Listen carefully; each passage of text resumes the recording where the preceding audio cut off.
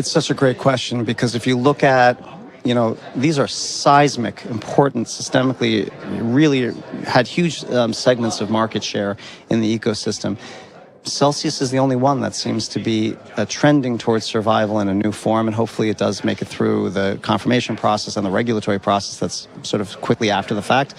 The other ones have failed. We're still in the middle of Prime, and that one may come out, but BlockFi and Voyager and the others, the FTX, they're not surviving, and that's a question about how bankruptcy is working with this in this particular industry, and it's not a great grade so far. So if I could just maybe temper some of the pessimism that Bob just brought to the table a little bit. I think there's been some talk, and I think, Jen, we've spoken about this before, that FTX is trying to be brought back. So, for example, there are efforts to try and revive the FTX exchange itself.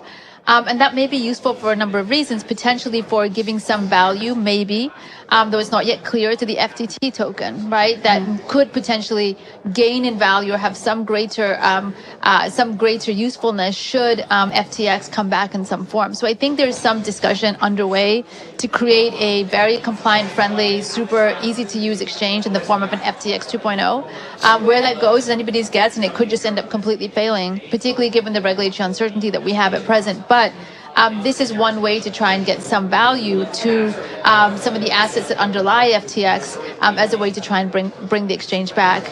And just one final thing, if I could, coming to what Bob said, one of the big questions in crypto is how to value these assets as a whole.